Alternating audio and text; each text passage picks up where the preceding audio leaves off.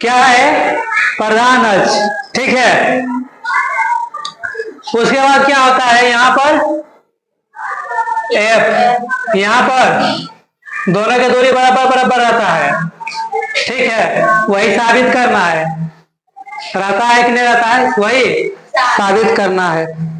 ठीक, साबित करने के लिए हम लोग क्या करते हैं कि एक किरण को प्रधान अक्ष के समांतर समतल दर्पण पर आपतित कराते हैं।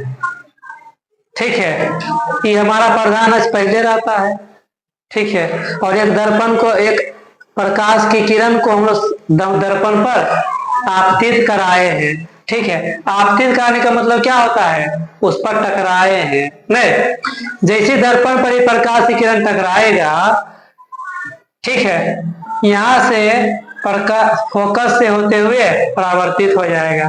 देखो, प्रकाश की किरण का ही गुजरने का नियम होता है कि जब भी वह प्रधान अक्ष के समांतर जाएगा तो प्रकाश से परावर्तन के बाद वो फोकस से गुजरता है। तीर का निशान देना बहुत महा जरूरी है। ठीक है, तीर का निशान से ही पता चलेगा किरण आ रहा है कि किरण जा रहा है, किधर आ रहा है और किधर जा रहा है। आया बात समझ में, इस तरह से हो जाता है। फिर देखो, वक्रता केंद्र से यदि कोई भी किरण जाता है तो वह उसी दिशा में लौट जाता है। या फिर हम लोग ये भी कर सकते हैं कि वक्रता केंद्र से हम लोग यदि कोई डालते हैं इस तरह से, ठीक है, यह इसी दिशा में वापस लौट भी जाती है। ठीक है, अब क्या होता है, यहाँ पर कुछ नाम दे सकते हैं। इस किरण का नाम दो, चलो ए, इसका नाम देंगे बी, इधर गुजर गया। ठीक है, अब देखो, इसको हम लोग अभिलंब भी बोलते हैं। ठीक है, वक्रता केंद्र से यदि कोई किरण गुजरती है तब हम लोग उसे अभिलंब भी बोलते हैं। कौन है, बोला उसको, कौन सी कर रही है मैडम, छत पर है, डांस कर रही छत पर। वक्रता केंद्र से जब कोई भी किरण गुजरती है तो उसको हम लोग बोलते हैं अभिलंब। ठीक है, तो सीबी जो है ना, अभिलंब का भी कार्य कर रही है। ठीक है, अब याद करो, एक होता है आपतन कोण, एक होता है परावर्तन कोण। ठीक है, आपतित किरण और अभिलंब के बीच जो कोण बनता है उसे आपतन कोण कहते हैं। आपतित किरण कौन है, ए बी, अभिलंब कौन है, सी बी। ये दोनों के बीच यही कोण बन रहा है, इसको कहेंगे आपतन कोण।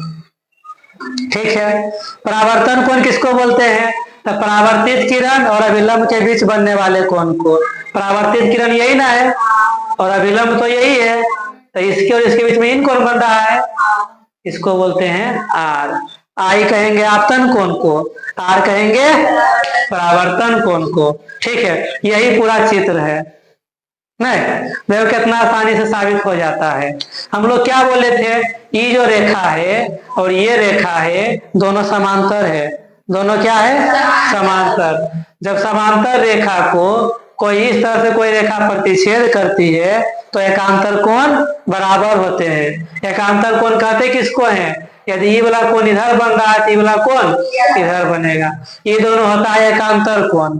ठीक है, तो देखो, ये वाला कोण और ये वाला कोण दोनों मिल नहीं रहा है, इसी करके वो इधर बन रहा है वो इधर, तो ये वाला आई है ना, तो ये वाला भी आई होगा। कौन नियम से, एकांतर कोण के नियम से। नहीं, जब समांतर रेखा रहती है, एक रेखा एक रेखा प्रतिच्छेद करती है तो एकांतर कोण बराबर होते हैं। नमा में बहुत से पढ़ी होगी, एकांतर कोण, संगत कोण, एक ही ओर के अंतर कोण। ठीक है, कोई बात नहीं। ठीक, चलो, तो ई वाला कोण आई, तो ई वाला कोण भी आई। परावर्तन का नियम तो पढ़ी होगी ना, परावर्तन का नियम क्या होता है, आपतन कोण और परावर्तन कोण बराबर होते हैं। आपतन कोण और परावर्तन कोण, आपतन कोण को लिखते थे आई से, परावर्तन कोण को लिखते हैं, तो ई वाला आई और ई वाला आर बराबर न होगा। अरे ई आई है तो ये तो आई है, तो ये दोनों बराबर न है, आई बराबर आर हो गया ना। कैसे हुआ है, परावर्तन के नियम से। ठीक है, तो आई बराबर हो गया है आर। अब तुम लोग त्रिभुज BCF में देखो, त्रिभुज BCF में क्या है, आई बराबर आर है। जब कोई भी त्रिभुज में दो कोण बराबर होता है तो उसके सामने की दो भुजा भी बराबर होती है। ठीक है, दो कोण बराबर है तो दो भुजा भी बराबर होगी। तो ये भी त्रिभुजन है तो दो कोण बराबर है तो दो भुजा भी बराबर होना चाहिए। तो इसके सामने देखो ई वाला भुजा है और इसके सामने देखो ई वाला भुजा है। ठीक है, इसका मतलब है BF बराबर होगा CF, यहाँ पर लिख देंगे, इसीलिए BF बराबर CF। आया बात समझ में? ना नहीं समझ छोड़ दो, इन्हें समझ कुछ नहीं समझेगी, समझिए ना। यहाँ कुछ ही कर रहे हैं, डांस कर रहे हैं, देखो ना सवाल का होता नहीं मानी। अच्छा आप सुनो, हम लोग क्या करते हैं, एक चीज को मानते हैं, यही मानते हैं कि B जो है P के बहुत नजदीक हो जाए। तनी ध्यान से देख ले जाना, देखने में मजा आएगा। ठीक है, मान लो ये B है ना, ये B यहाँ रहेगा कि यहाँ रहता, तो ये वाला रेखा ऐसे लगता।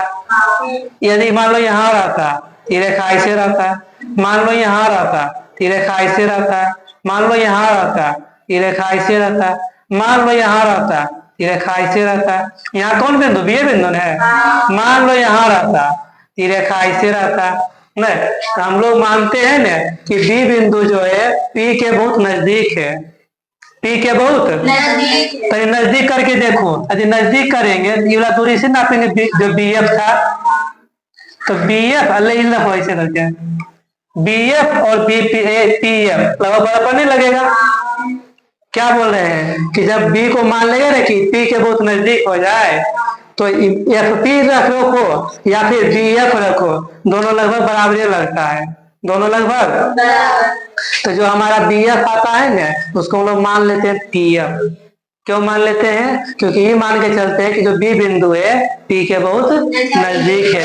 तो ध्यान से देख ले जाओ, ऐसा नहीं यहाँ पर है यहाँ है, यदि B बिंदु यहाँ होता T होता, यहाँ होता T होता।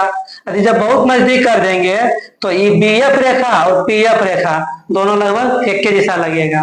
ठीक है, तो हम लोग मान लेते हैं कि माना कि B बिंदु जो है P के बहुत नजदीक है। ठीक है, माना कि B बिंदु P के बहुत नजदीक है, और जब नजदीक रहेगा तो B से लेके F लो या P से लेके F लो, दोनों लगभग बराबर रहेगा।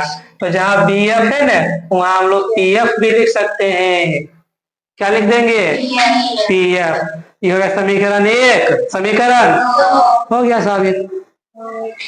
देखो LHS बराबर तो RHS भी बराबर, तो समीकरण 1 तथा 2 से यह लिखेंगे BF बराबर है तो CF बराबर होगा PF के, CF बराबर होगा PF के। हमको काम किससे था ये ध्यान दो, काम था F से R/2 से। ठीक है, छोटकी F किसको बोलेंगे, तो P से लेके F आता है उसको छोटकी F बोलते हैं, और P से लेके C आता है उसको लोग बोलते हैं R बोलते हैं, यही बोलते हैं। तो हमको एगो दूरी लेना है P से लेके F तक, एगो दूरी लेना है P से लेके C तक। पहले ध्यान से देखो, तो हम लोग PC को लिख सकते हैं क्या, PC देखो यहाँ से यहाँ तक है, इसको टोटल के लिख सकते हैं तो ना प्लस इतना, तो लिखेंगे PF प्लस CF। हमको काम किससे है, तो PF से काम है, CF से कोई काम नहीं है। तो देखो CF के बराबर है PF, तो जहां भी CF है वहां PF लिख सकते हैं। तो देखो PF को लिख देंगे PF और CF को लिख देंगे PF, दोनों PF है, हो जाएगा 2PF, हो जाएगा P। PC का मान लिखेगी, PC को हम लोग क्या बोलेंगे R, PF को बोलेंगे ठीक, PF को बोल दी छोटकी F, PC को बोल दी है R। ये परिभाषा ही है। ठीक है, कि P से लेके F तक की दूरी कहलाएगी फोकस दूरी, P से लेके C तक की दूरी कहलाएगी वक्र का त्रिज्या r नहीं, f का मान निकालना है r/2, ये साबित हो गया। मजाक है।